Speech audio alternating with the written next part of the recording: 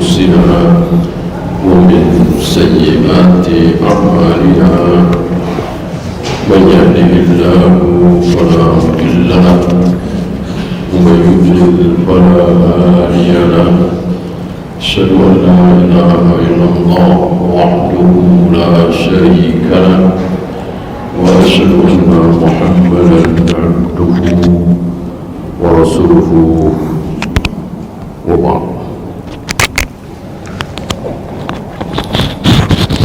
Terakhir tentang siksa kubur, mungkar nakir, roh, kematian, dan seterusnya sudah kita bahas, dan semuanya gaib. Akal tidak bisa ikut campur, maka tidak usah bertanya bagaimana kalau matinya tidak dikubur, dibakar misalnya, atau jasadnya hancur kena bom, tidak bisa ditemukan kecuali serpihan-serpihan, atau hilang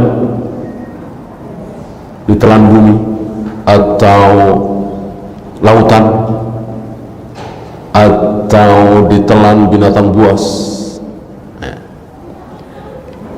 Tentu mudah bagi Allah untuk mendatangkan dua utusannya Mungkar Nakir untuk bertanya kepada dia yang sudah menjadi abu, yang tenggelam di dasar lautan, yang berada di dalam perut ikan besar, dan lain-lain. Maka tidak perlu kita menghabiskan waktu untuk membahas hal-hal yang demikian. Tidak akan terjawab.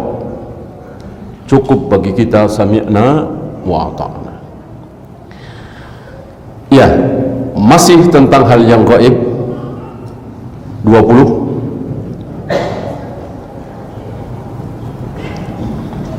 Wal imanu bihaudi Rasulullah sallallahu alaihi wasallam, beriman dengan telaga danau milik Nabi sallallahu alaihi wasallam, al-haud. Dan luar biasa, al-haud ini panjangnya sama dengan lebarnya, berarti kotak ya. Kemudian di sisinya ada gelas. Jadi yang mendatangi al-haud ini nanti minum tidak dengan tangan, tidak seperti binatang, tapi ada gelas. Jumlah gelasnya seperti jumlah bintang-bintang yang ada di langit. Entah berapa ribu, berapa juta, hanya Allah yang tahu. Ya. Itulah haudnya Nabi sallallahu alaihi wasallam. Dan yang meminum air al-haud itu tidak akan haus selama-lamanya. Tidak akan merasa haus selama-lamanya. Mungkin ada yang bertanya, bukankah banyak minuman di surga, kalau nggak haus gimana? Kan banyak ayat hadis yang menyatakan tentang susu, tentang khamrnya halal, tidak memabukkan, dan seterusnya. Ya gimana kalau nggak haus? Emang antum kalau minum pasti haus? Gitu. Apa misalnya minum kopi kan lezat ya, kopi atau khamr itu kan lezat gitu. Apa minum kopi nunggu haus? Ngopi pak? Enggak haus, enggak begitu. Juga haus itu kan sebuah siksaan, sebuah perasaan yang tidak enak. Haus, lapar, itu tidak akan menimpa penduduk surga. Bukan berarti tidak makan, tidak minum, tetap makan, minum, tapi untuk kesenangan, untuk kepuasan, untuk kelezatan, bukan untuk menghilangkan lapar, bukan untuk menghilangkan haus. Orang nggak pernah lapar, nggak pernah haus, tapi untuk kelezatan. Dan saya kira di dunia ini, walaupun kita masih di dunia, insya Allah kita sering mendapati memakan sebuah makanan, meminum minuman, tapi tidak lapar, tidak haus, karena lezat, karena nikmat. Terus tidak kenyang, makan terus tidak kenyang, apalagi begah. Nggak ada bekah di surga. Walaupun entah berapa bakul yang masuk perut kita, yang ada nikmat lezat dan tidak keluar sebagai kotoran. Nah, kayak apa canggihnya kehidupan nanti di surga? Tidak seperti sekarang ini, nggak canggih dibanding dengan nanti di surga. Luar biasa. Siapa yang akan dipersilahkan untuk minum air telaga beliau? Kaum muslimin, ahlus sunnah. Untuk ahlul bidah, apalagi yang menentang, maka terancam tidak akan minum al-haud.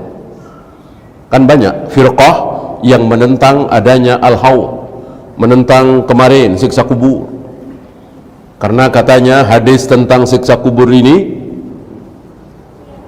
apa? Hadis ahad.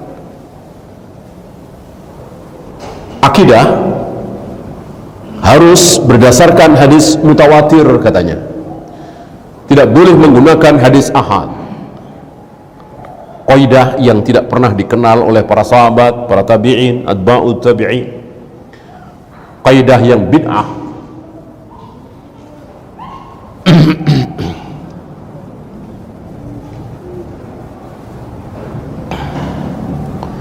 Yang benar, mau akidah, mau tauhid, mau fikih, mau apapun, yang penting hadisnya sahih. Mau mutawatir, mau ahad, nggak masalah. Hadis itu kan ada dua ya, mutawatir dan ahad. Ahad pun dibagi tiga.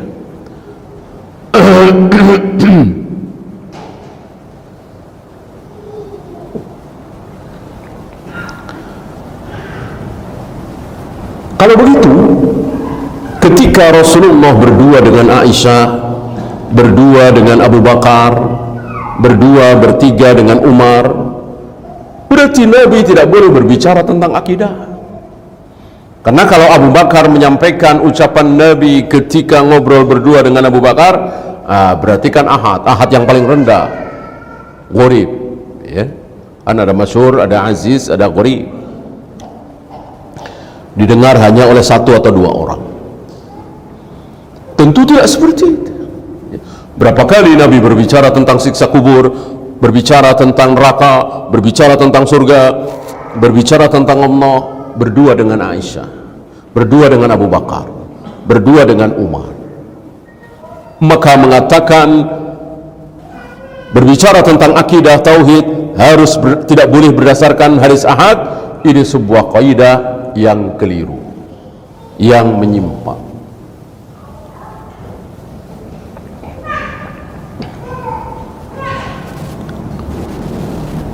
Mana dalil bahwa ahlul bidah tidak akan menikmati lezatnya air al-haud? Yaitu sebuah riwayat di mana Nabi menyatakan bahwa nanti aku akan memanggil-manggil ashabi, ashabi, wahai para sahabatku, wahai para sahabatku, minumlah air telagaku ini. Allah menjawab, mereka bukan sahabatmu. Engkau tidak tahu apa yang mereka lakukan sepeninggalmu ya Muhammad. Ini dalil yang sangat tegas, sahih, sarih, bahwa Nabi tidak tahu keadaan umatnya, sahabatnya, istrinya, anaknya ketika beliau sudah wafat. Lihat hari ini sebagian firqah kaum muslimin meyakini bahwa Rasulullah bisa menyaksikan keadaan umatnya dari dalam kuburnya. Bahkan bukan cuma menyaksikan, tapi ikut mengatur. Maka satu ketika kita boleh memanggil-manggil beliau, bukan hanya ya Allah, tapi juga ya Rasulullah. Ini kebatilan, ini dusta, ini sesat. Mana dalil? Tadi Nabi tidak tahu kalau orang-orang yang pernah sholat di belakang beliau, bersyahadat, berbaiat di hadapan beliau, berjihad bersama beliau, ketika beliau wafat mereka murtad, mereka keluar dari Islam. Nabi nggak tahu. Dan apakah mereka ini sahabat? Sahabat mereka ini? Tentu bukan. Karena syarat menjadi sahabat itu 3, bukan 2. Bukan cuman bertemu dengan Nabi, dan ketika bertemu dengan Nabi dalam keadaan muslim. Bukan cuman 2 itu, ada satu lagi apa? Mati dalam keadaan muslim, mati dalam keadaan beriman. Kalau mati dalam keadaan kafir, dan itu ada. Ini salah satu dalil. Ya. Bahkan Nabi pernah mengatakan, di antara kalian yang duduk di sini ada beberapa orang di situ, salah satunya Abu Hurairah, mungkin beberapa belas, mungkin nggak sampai 20. Di antara kalian yang ada duduk di sini ada yang akan disiksa di Jahannam dengan gigi geraham yang sangat besar. Ya, tentu dia bukan sahabat. Dan betul, awalnya Abu Hurairah kan ketakutan, karena Abu Hurairah mengingat yang berkumpul di situ, karena cuma belasan orang. Abu Hurairah hafal si A, si B, si C, si D. Masing-masing meninggal dalam keadaan baik. Ada yang meninggal dalam keadaan jihad, ada yang meninggal dalam sedang sholat, dalam keadaan husnul khatimah. Sampai terakhir tinggal 2 orang. Ya. Awalnya Abu Hurairah ketakutan, mengira bahwa yang dimaksud oleh Nabi adalah dirinya.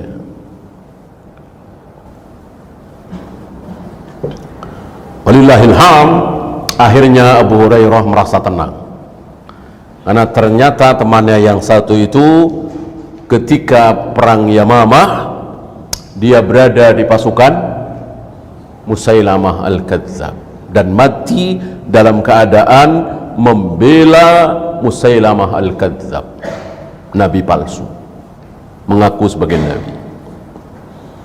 Nah itu dia. Berarti ada orang-orang yang bersyahadat di hadapan Nabi, berbaiat, sholat di belakang Nabi, jihad bersama Nabi, tapi ketika Nabi wafat mereka murtad, keluar dari Islam. Tahukah Nabi? Ya tidak tahu. Ketika sampai di akhirat, yang diingat oleh Nabi, oh ini sahabatku, oh ini pernah berbaiat di hadapanku, sholat di belakangku, berjihad bersamaku. Itu yang diketahui oleh Nabi, diingat oleh Nabi. Adapun mereka murtad, Nabi tidak tahu karena sudah wafat. Maka demi melihat mereka, Nabi memanggil-manggil ashabi, ashabi, wahai para sahabatku, wahai para sahabatku, kemarilah meminum air telaga. Dilarang oleh Allah dan diusir. Para imam menyimpulkan dari kisah ini dan kisah yang lain bahwa kalau murtad sudah jelas ya. Yang kedua, ahlul bidah, orang-orang yang berbuat bid'ah tidak akan merasakan nikmatnya al-haud. Kemudian ketika Ibnu Katsir saya kira bukan cuma beliau ya, para ahli tafsir ketika menafsirkan surat Al-Kautsar, inna a'tainakal kautsar, itu sering membawakan hadis tentang Al-Haud. Padahal pertanyaan, apakah Al-Haud dengan Al-Kautsar sama? Jawabnya beda. Al-Haud di mana? Al-Haud di padang mahsyar. Hanya berselisih para ulama, haud dulu apa sirat dulu. Berselisih para ulama. Yang jelas Al-Haud bukan di surga. Kalau di surga tidak mungkin terjadi peristiwa tadi, ashabi tadi. Sedangkan Al-Kautsar adalah di surga. Al-Kautsar itu di surga. Al-Haud bukan di surga. Berarti Al-Kautsar dengan Al-Haud beda. Walaupun sama-sama telaga, walaupun sama-sama danau, walaupun sama-sama kumpulan air yang banyak, tapi bukan samudra ya. Kenapa? Apakah para ulama keliru membawakan riwayat Al-Haud ketika menafsirkan inna a'tainakal kautsar? Al-jawab tidak. Karena ada kesamaan antara Al-Haud dengan Al-Kautsar. Apa? Persamaannya adalah airnya.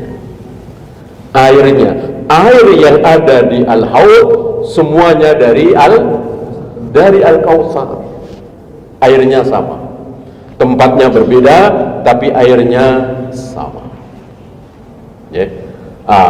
Mungkin ini untuk memberikan kesempatan kepada ahli bid'ah yang akhirnya diampuni oleh Allah setelah disiksa di neraka, dihalang-halangi tidak bisa merasakan Al-Haud, disiksa dulu di neraka, tapi kemudian Allah mengampuni mereka setelah sekian tahun, sekian abad, dan mereka ada 72 kelompok golongan. Setelah masuk surga mereka mendapatkan Al-Kautsar. Tapi waktu di padang mahsyar mereka tidak diberi kesempatan. Khusus untuk ahlu sunnah, khusus untuk kaum muslimin yang pemahamannya tidak menyimpang, khusus untuk kaum salaf. Salaf secara pemahaman, bukan salaf secara zaman. Mungkin antum masih ingat pengertian salaf ada dua. Salaf secara zaman, waktu. Kapan? 210 selesai. 210 Hijrah selesai. Sudah tidak ada salaf lagi secara zaman. Ketika atba'ut tabi'in sudah habis. Tabi'in jelas, sahabat jelas, Rasulullah sudah wafat. Kan diawali ketika Nabi wafat, di situ para sahabat. Kemudian para sahabat ini bertemu dengan para tabi'in. 110 kira-kira 110 Hijrah habis para sahabat. Berdasarkan sabda Nabi alaihi salatu wassalam, 100 tahun dari sekarang orang-orang yang masih hidup di muka bumi hari ini sudah tidak ada lagi yang hidup. Gitu. Artinya apa? 100 tahun lagi yang akan hidup adalah yang sekarang belum lahir. Gitu. 100 tahun lagi yang hidup sekarang ini sudah lagi. Nah, yang hidup waktu itu kalau muslim namanya apa? Sahabat. Berarti dengan kata lain 100 tahun lagi sahabatku habis. Nah, ketika 110, kenapa dikatakan 110? Karena ketika Nabi bersabda itu tahun 10 Hijrah. 10 tambah 100 gitu. Nah, setelah 110 para sahabat habis, ganti generasi. Berkumpulah di situ tabi'in bersama atba'ut tabi'in. Sampai berapa? 170.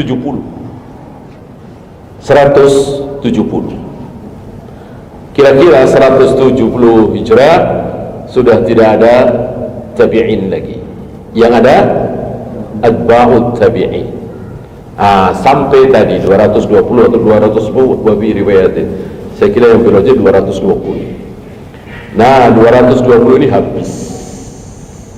Setelah ini udah gak ada salaf lagi secara zaman gitu. Adapun secara pemahaman sampai hari ini masih ada. Sampai insya Allah 500 tahun lagi, 600 tahun lagi, 1000 tahun lagi, sampai kaum muslimin dipimpin oleh Muhammad bin Abdullah yang bergelar Al-Mahdi atau Imam Mahdi. Namanya seperti namaku dan nama ayahnya seperti ayahku, Muhammad bin Abdullah.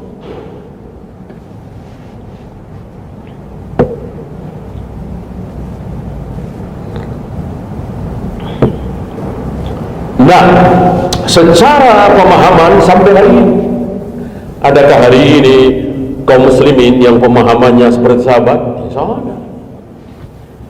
Adakah hari ini ulama-ulama yang pemahamannya sama seperti sahabat? Insya Allah ada, walaupun sedikit. La tazalu ta'ifatun min ummati dhahirina 'alal haqq la yadurruhum man qadalahu. Akan selalu ada.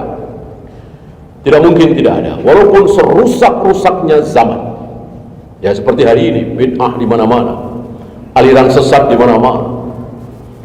Yang mengaku bisa bertemu dengan Nabi dalam keadaan jaga, bisa salaman dengan Rasulullah SAW, yang mengaku anak cucu Rasulullah nggak mungkin salah. Ada? Yang mengaku bisa berkomunikasi, bisa menelpon Allah langsung. Ada? Yang mengaku Nabi. Ada? Luar biasa kesesatan. Jauh sekali dari pemahaman para sahabat. Tapi yang pemahamannya sama dengan sahabat, adakah? Ada. Ada. Kalau nggak ada, batal sabda Nabi.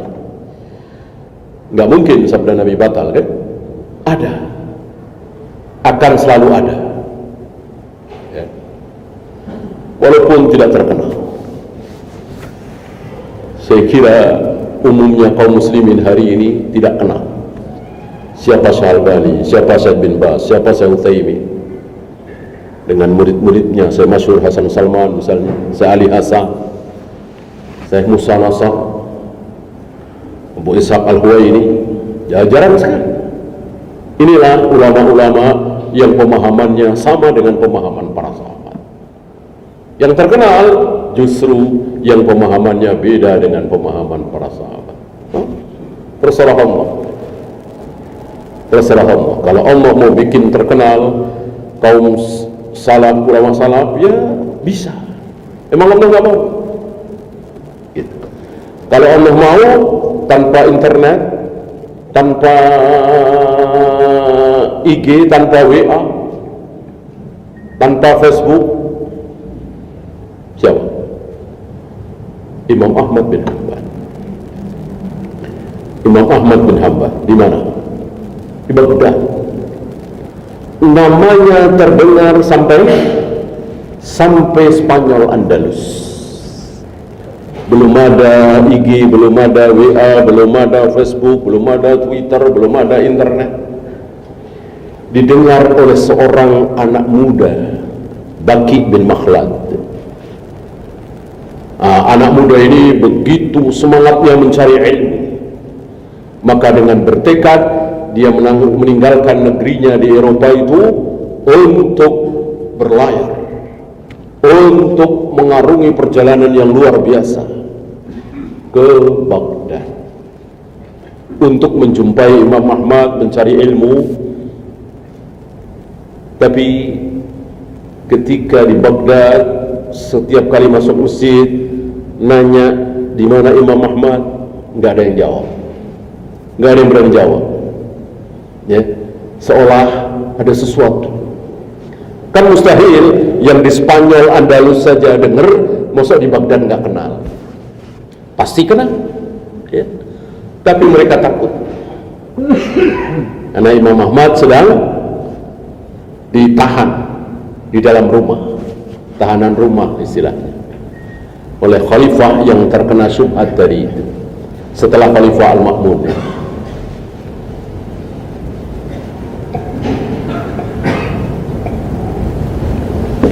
Nah itu kalau Allah mau. Nah sekarang Allah sedang mau yang terkenal itu yang ahlul bidah, yang ngetren, yang ngomongnya nggak ada isinya, nggak ada ilmunya, ribuan yang hadir, pendengaran dari barat sampai ke timur, gitu. Sementara yang mengajarkan sunnah, tauhid, akidah tidak dikenal, kecuali sedikit sekali. Maunya siapa? Maunya Allah. Maunya Allah, terserah. Maka tidak perlu kita berusaha supaya dai-dai salaf ini terkenal. Nah, nggak perlu. Udah belajar saja. Ya. Biarkan kehendak Allah yang akan terjadi. Seandainya akhirnya negeri ini menjadi negeri salaf, mustahil apa tidak? Seandainya negeri Indonesia ini akhirnya taruhlah 2100, 2200, kita semua sudah nggak ada, jadi negeri salaf, mustahil apa tidak? Ya tentu tidak mustahil kalau Allah menghendaki. Ya, tidak harus terkenal dulu sekarang dai-dainya. Ya. Dari masjid ke masjid, dari kampung ke kampung, dari pondok ke pondok. Justru itu lebih baik daripada langsung mencuat. Ya, sepertinya belum waktunya, ya. Dan jangan putus asa. Ya. Saya kira antum dengar bagaimana ucapan Ustaz Yazid berkali-kali, ya, bahwa Allah akan berkahi dakwah ini di negeri ini. Kita berharap dari ucapan beliau, dakwah ini akan diberkahi di negeri ini, walaupun bukan sekarang, walaupun bukan kita yang menikmati. Antum tahu tahun 90-an, tahun 80-an dakwah salaf kayak apa? Ya, sejabotabek ada 2 pengajian salaf itu nggak mungkin, cuma 1. Ya, hari ini luar biasa. Luar biasa, antum lihat sendiri. Ya. Bagaimana 10 tahun lagi, 20 tahun lagi, 30 tahun lagi, 50 tahun lagi. Asal jangan tergoda. Banyak dari kita tergoda, ya kan? Meninggalkan ilmu agama, lalu sibuk dengan rumah sakit, klinik, kampus, jadi insinyur, jadi dokter. Akhirnya tergoda. Ya akhirnya tinggal namanya aja Islam, tapi nggak punya ustaz, nggak punya pesantren, bahkan sebagian besar nggak tahu bahasa Arab. Ya kita jangan tergoda, terus belajar. Anak-anak kita terus belajar. Ya. Ya secara masa depan barangkali tidak sebagus kalau dia jadi dokter, jadi insinyur, tapi ya itu tadi yang kita cari akhirat, bukan dunia.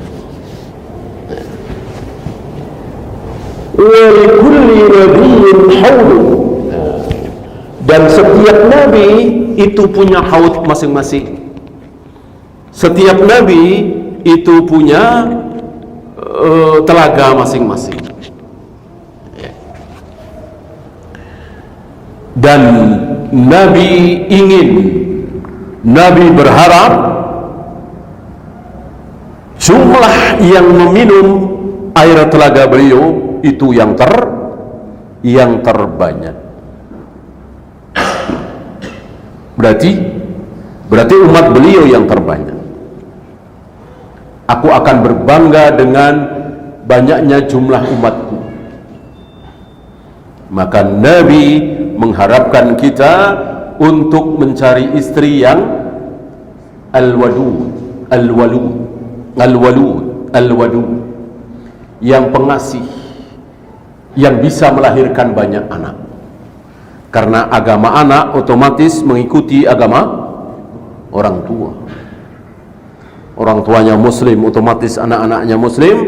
Orang tuanya Yahudi, otomatis anak-anaknya Yahudi.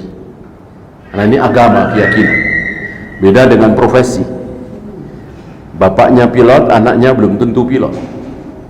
Bapaknya dokter, belum tentu anak-anaknya dokter. Adapun agama, otomatis.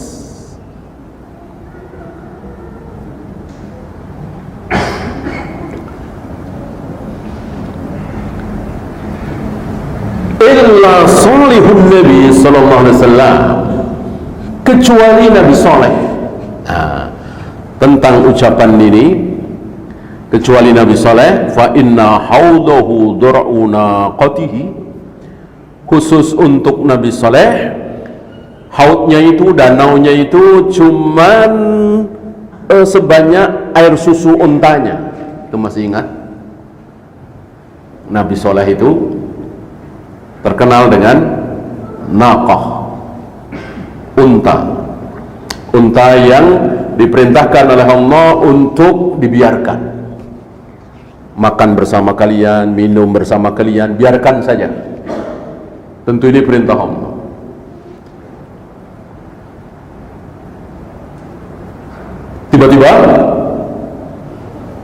Tiba-tiba orang terburuk dari mereka, kaum Samud, membunuh unta itu.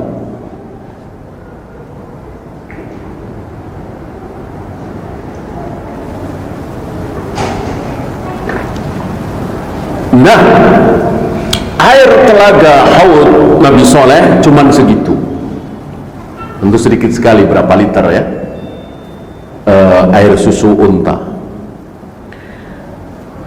Tapi ja'a hadza fi haditsin mawdu'in, hadis-hadis tentang ini maudhu', beliau jelaskan di sini di beberapa kitab ad-du'afa wal mawdu'at,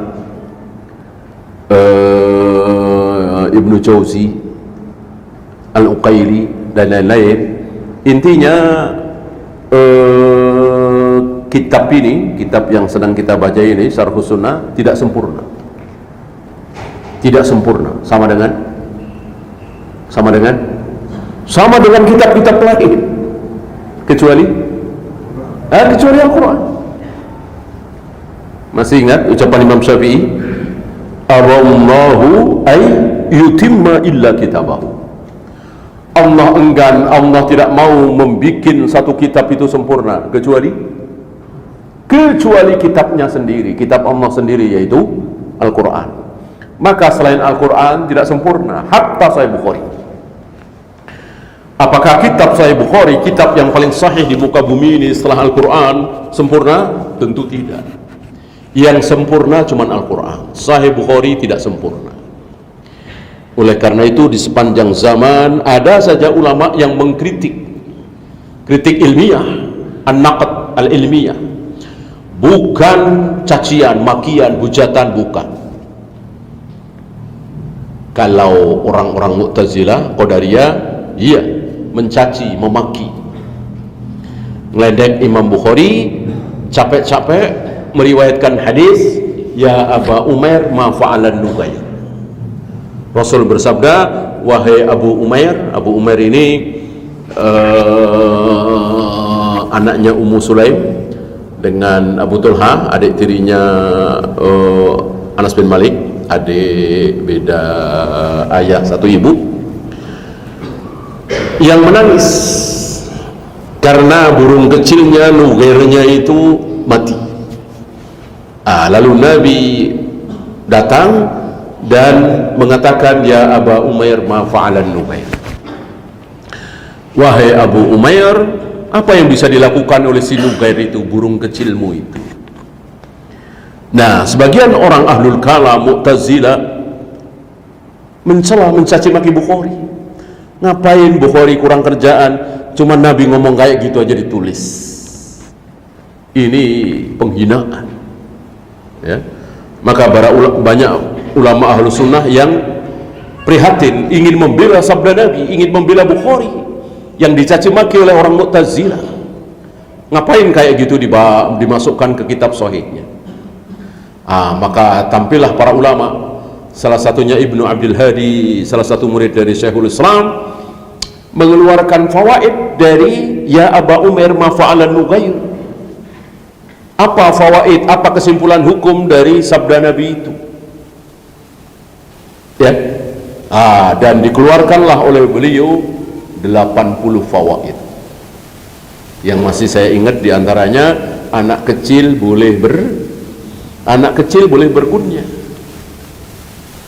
Abu Umair kan kunyah, yang pakai abu-abu, ummu kan kunyah, bukan nama dari kecilnya, ya. Itu salah satunya, ya. Dari sini kita jangan sombong seperti orang-orang ahlul kalam, falasifah, mereka sombong. Bahkan kadang-kadang ayat aja dikritisi, ini ngapain pakai alif lam mim, alif lam ra, nggak ada artinya. Tentu kita sebagai ahlu sunnah tidak seperti itu, bahwa kita tidak faham, kita tidak tahu maksudnya, ya sudah, wallahu a'lam bishawab. Tapi jangan mengecilkan, jangan menghina. Lihat para sahabat, kalau Nabi sudah bersabda, betul-betul digigit dengan gigi geraham. Ambil contoh misalnya amma ba'du. Amma ba'du artinya apa? Tapi karena yang pertama kali mengucapkan amma ba'du adalah Rasulullah, maka para ulama itu betul-betul menggigit dengan gigi geraham. Bahkan Imam At-Tirmidzi atau Imam An-Nasai mengumpulkan hadis-hadis khusus tentang amma ba'du. Kenapa? Karena itu sabda Nabi. Jangan dikecilkan, jangan dihinakan. Apalagi ada dalam Al-Quran. Maka apa yang ada dalam Al-Quran, ketika itu sebuah kebaikan, maka gigit dengan gigi geraham. Dan para ahli mengambil itu. Ambil contoh misalnya madu yang keluar dari lebah, itu ada di dalam Al-Quran. Tentu ini tidak main-main tentang madu, ya. Dan betul madu luar biasa sebagai, ya. Silakan anda dulu. Wassalamualaikum warahmatullahi wabarakatuh.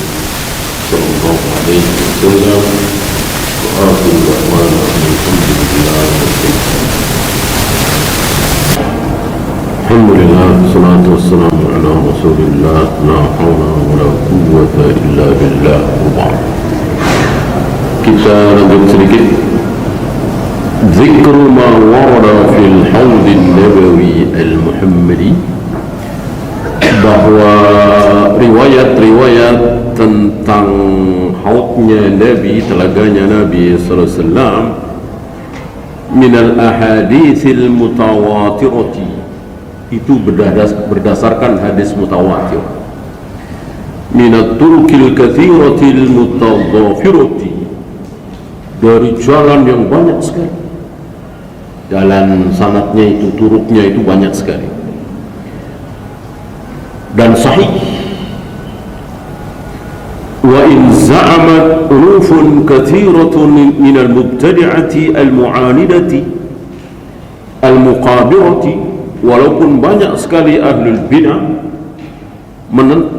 para penentang, orang-orang yang sombong itu, al-qailina bijuhudihi, membantah, menolak dengan kesombongannya, dengan kejahilannya, menolak. Nggak ada itu haud-haud seperti itu, nggak ada. Dan bukan cuma hadis ini yang ditolak oleh firqah-firqah dhalal ini. Kelak kalian akan melihat wajah Allah sebagaimana kalian melihat bulan purnama, ditolak. Kelak geraman jahanam akan dihentikan oleh telapak kaki Allah, ditolak. termasuk Allah turun ke langit dunia setiap sepertiga malam, ditolak. Mau ayat, mau hadis, kalau tidak sesuai dengan akal mereka, logika mereka, ditolak. Beda dengan Ahlus Sunnah, walaupun tidak sesuai dengan akal mereka, Ahlus Sunnah sami'na wa ata'na. Al-munkirina liwujudihi, mereka mengingkari adanya al-haut itu. Entah setan mana yang merasuki pikiran mereka sehingga menolak, padahal ini sabda Nabi SAW sahih. Mestinya mereka tanya kepada para ahli hadis, Bukhari, Muslim, Abu Dawud, Nasai, Tirmidzi, sahih apa tidak? Begitu.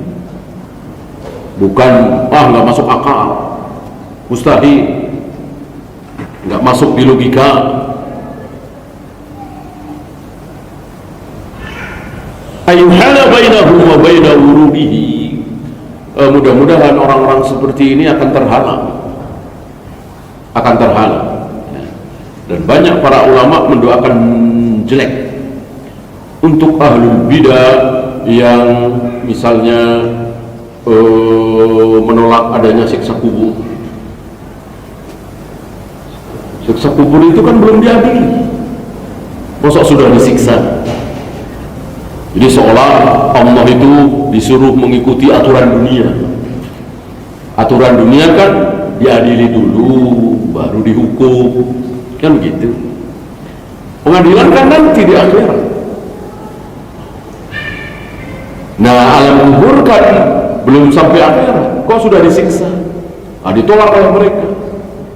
Nah, beberapa ulama terhadap orang-orang yang muslim, ya, terhadap seorang muslim, bahkan tokoh yang menolak adanya siksa kubur, justru mereka berdoa, para ulama, sebagian ulama berdoa kepada Allah supaya si fulan ini ditimpakan azab kubur. Karena dia menolak. Termasuk orang-orang yang menolak adanya al-haud.